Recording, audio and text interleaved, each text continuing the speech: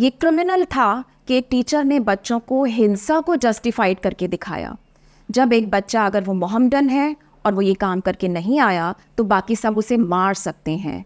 ये मानो लिंचिंग की प्रेरणा देना है। आप सोचिए कि ये बच्चे जब बड़े होंगे तो अपने मन में ऐसे बच्चों के लिए क्या, ऐसे लोगों के लिए क्या भावना लेके बड़े होंगे जिनके बारे में उन्हें पता होगा कि इनको हम मार सकते हैं। इसको तो हमने बचपन में भी पीटा था, ये पिटता ही आया है और पिटना ही इसकी किस्मत है और मारना हमारा हक है। सोचिए ये उन दोनों तरफ के बच्चों की मानसिकता के साथ कितना घातक खेल है जो ये टीचर, मैं अनजाने में नहीं कहूँगी, अनजाने में इसलिए नहीं कहूँगी कि उसने ये किया क्योंकि चारों तरफ नफ़रत का ये माहौल देश में बना दिया गया है पिछले 9-10 वर्षों में कि हर व्यक्ति उससे प्रभावित है। हर व्यक्ति को ये लगता है कि उसके पास एक सवर्ण, एक हिंदू अहंकार है, एक बहुसंख्यक धर्म का अहंकार है और एक हक है उसके पास कि वो किसी भी अल्पसंख्यक के साथ कुछ भी कर सकता है। ये बच्चों की कोमल मन के साथ जो किए जाने वाले अत्याचार हैं, इसके लिए इस अध्यापक को, जो अध्यापक कहलाने लायक नहीं है, जो शिक्षक कहलाने लायक नहीं है, इसे कभी माफ़ नहीं किया जा सकता।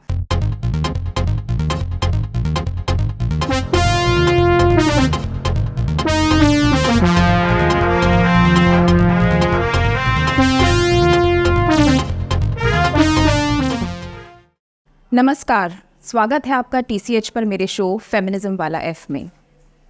आज हम एक अलग सी यात्रा पे चलेंगे। सबसे पहले हम देखते हैं चंद्रयान 3 का चांद के साउथ पोल पर फर्स्ट टाइम उतरना।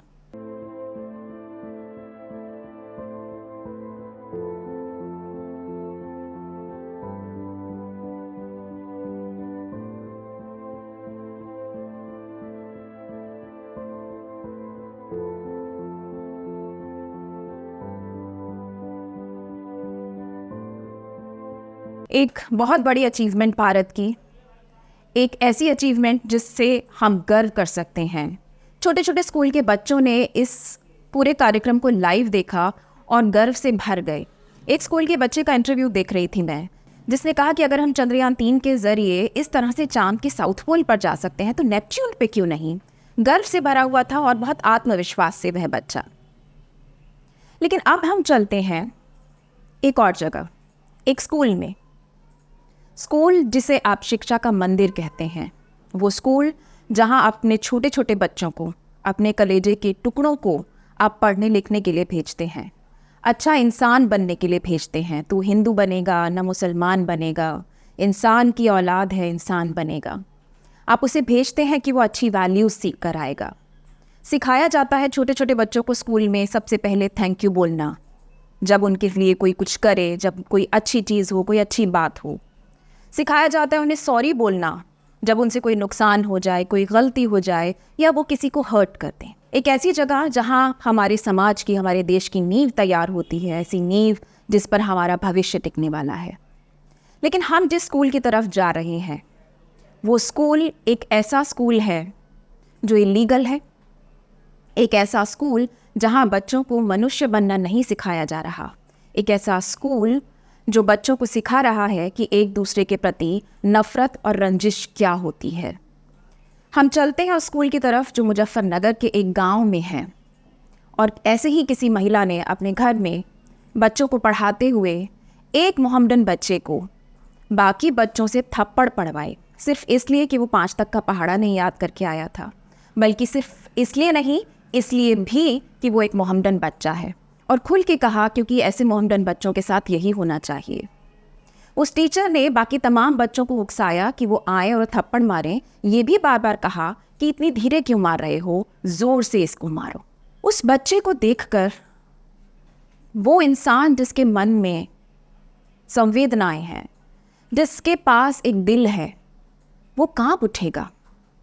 पिटते हुए उस बच्चे की सुबकियां सुनते हुए, पिटते हुए उस बच्चे की कांपती, डर से कांपती हुई देह देखकर किसी का भी कलेजा कट सकता है।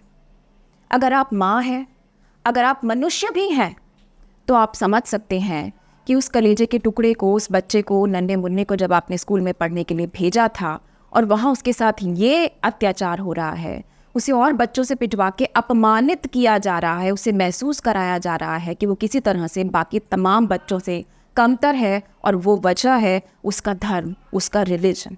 सोचिए ज़रा, इस तरह से कांपते हुए, डरते हुए, सहमे हुए बच्चे ने क्या इमेज अपने मन में स्कूल की बनाई होगी।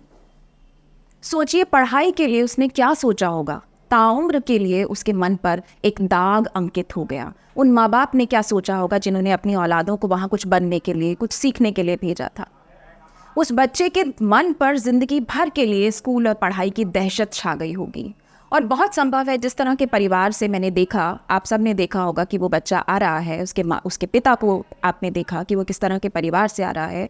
बहुत संभव है कि इसके बाद उसकी एजुकेशन के रास्ते में रुकावट आ जाए। बहुत संभव है कि वो आगे पढ़ने की सोचे ही ना, अगर स्कूलों में ये सब होता है तो। क्योंकि पिता को मैंने ये कहते सुना कि उसे किसी एक्शन की कोई उम्मीद नहीं है, उसे न्याय की कोई उम्मीद नहीं है। क्या नाम है जी तुम्हारा? इरशाद। कहाँ से हो? कोब्बापुर से। क्या हुआ ये मैटर वीडियो का? ये वीडियो का मैटर है, बच्चों का मैडम ने आपस में विवाद करवाया। अब हमने उसमें जो है समझौता कर लिया। अब हम इसमें आगे कोई कार्रवाई नहीं करनी चाहिए। समझौता किस तरीके से हुआ? सर समझौता यही हुआ, आगे कोई कार्रवाई नहीं करने के। उन्होंने फीस वापसी दे दी हमारी, हम बच्चे को स्कूल में नहीं पढ़ाते। ठीक। ये ना सिर्फ उस बच्चे के लिए घातक था जिसने अपने साथ ये होते हुए देखा, जिसने ये झेला, ये आपके उन बच्चों के लिए भी घातक था जिन्होंने थप्पड़ चलाए उस बच्चे के मुंह पर। कैसे? ऐसे कि हिंसा को उनके लिए जस्टिफाइड बना दिया गया। ये क्रिमिनल था कि एक टीचर ने बच्चों को हिंसा को जस्टिफाइड करके दिखाया। जब एक बच्चा, अगर वो मोहम्मदन है और वो ये काम करके नहीं आया, तो बाकी सब उसे मार सकते हैं। ये मानो लिंचिंग की प्रेरणा देना है। आप सोचिए कि ये बच्चे जब बड़े होंगे तो अपने मन में ऐसे बच्चों के लिए क्या, ऐसे लोगों के लिए क्या भावना लेके बड़े होंगे जिनके बारे में उन्हें पता होगा कि इनको हम मार सकते हैं, इसको तो हमने बचपन में भी पीटा था, ये पिटता ही आया है और पिटना ही इसकी किस्मत है और मारना हमारा हक है। सोचिए ये उन दोनों तरफ के बच्चों की मानसिकता के साथ कितना घातक खेल है जो ये टीचर, मैं अनजाने में नहीं कहूँगी, अनजाने में इसलिए नहीं कहूँगी कि उसने ये किया क्योंकि चारों तरफ नफ़रत का ये माहौल देश में बना दिया गया है पिछले 9-10 वर्षों में कि हर व्यक्ति उससे प्रभावित है। हर व्यक्ति को ये लगता है कि उसके पास एक सवर्ण, एक हिंदू अहंकार है, एक बहुसंख्यक धर्म का अहंकार है और एक हक है उसके पास कि वो किसी भी अल्पसंख्यक के साथ कुछ भी कर सकता है। मणिपुर में जो हो रहा है उसको भी बहुत से लोगों ने जस्टिफाइड ठहराया। इसी तरह से इस घटना को भी बहुत सारे लोग जस्टिफाइड ठहरा देते हैं।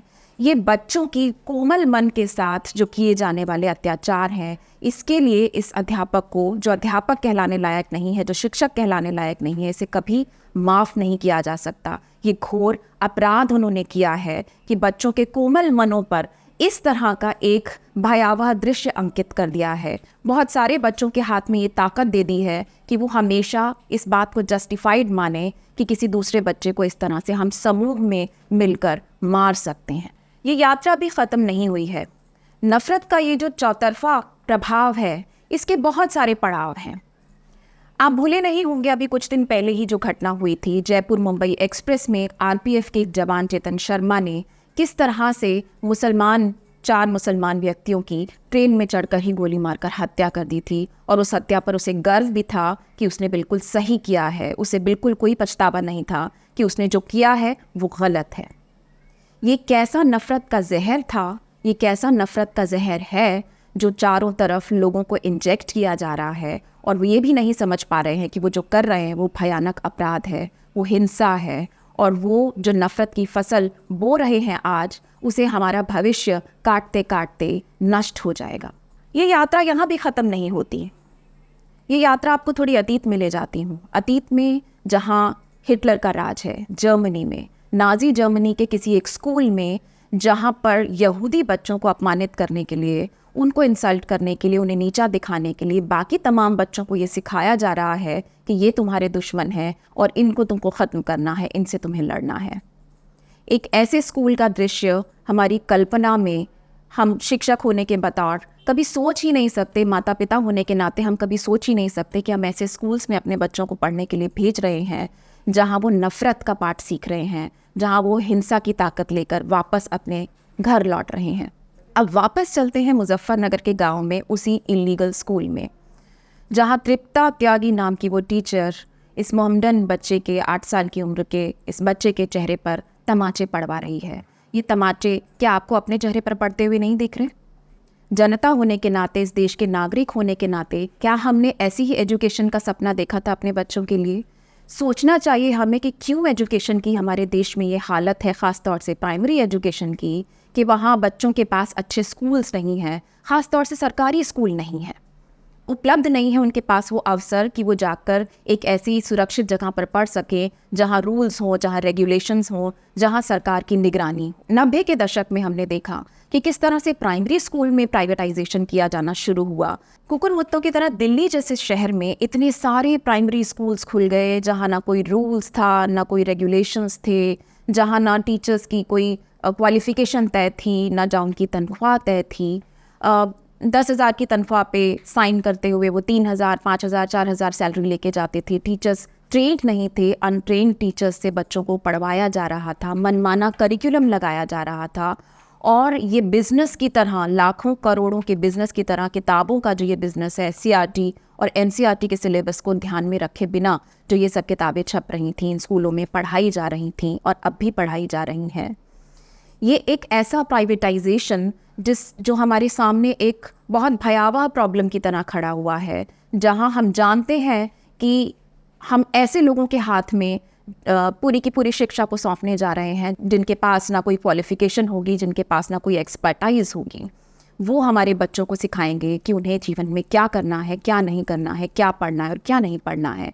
वो अपना एक वैल्यू सिस्टम इन बच्चों में डालने जा रहे हैं। न सिर्फ प्राइमरी एजुकेशन बल्कि हायर एजुकेशन की भी लगातार प्राइवेटाइजेशन की जो कोशिश चल रही है, ये असल में पूरे एजुकेशन सिस्टम को एक ऐसे मकाम पे लाके खड़ा कर देगी जहां एक गरीब के बच्चे के पास, बल्कि एक लोअर मिडिल क्लास के बच्चे के पास भी पढ़ने की अपॉर्चुनिटीज़ नहीं रहने देगी। उनसे वो अवसर छीन जाएंगे जो अब तक उन्हें मिले हुए थे सरकारी सिस्टम की वजह से। सरकार का पूरे एजुकेशन से हाथ खींच लेना इतनी भयावह चीज़ है कि आने वाले वक्त में वही पढ़ पाएंगे जिनकी जेब में लाखों रुपए होंगे। एजुकेशन से हर आम व्यक्ति को वंचित करना, क्या ऐसे ही देश का सपना हमने देखा था?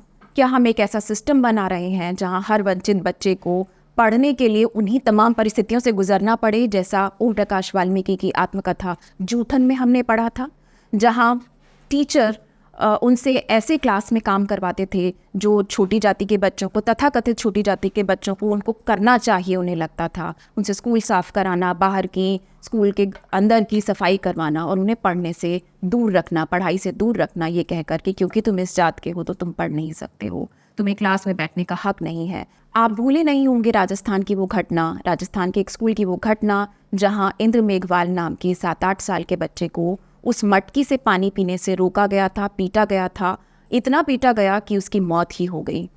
ये तमाम घटनाएं हमें चौंकाती हैं, हमें हिलाती हैं, अंदर से झकझोर देती हैं कि हम अपने बच्चों को क्या दुनिया दे रहे हैं, हम अपने बच्चों को क्या समाज दे रहे हैं। हमारे बच्चे, हमारा भविष्य जहाँ सुरक्षित नहीं है, हम ऐसे स्कूल्स बना रहे हैं, हम ऐसे टीचर्स बना रहे हैं। तो अनुरोध है ये आप सब से, जो जागृत हैं, जो समाज के जागरूक लोग हैं, जो बुद्धिजीवी हैं, जो पढ़े लिखे हैं और जो साधारण माँ बाप भी हैं, कि प्लीज़ ध्यान दीजिए इस तरफ। सोचिए अगर हम अब भी नहीं जागे तो हमें ऐसे ही स्कूल्स के भरोसे रहना पड़ेगा जैसा तृप्ता त्यागी उस गांव में, छोटे से इलाके में चला रही थी जो इलीगल था।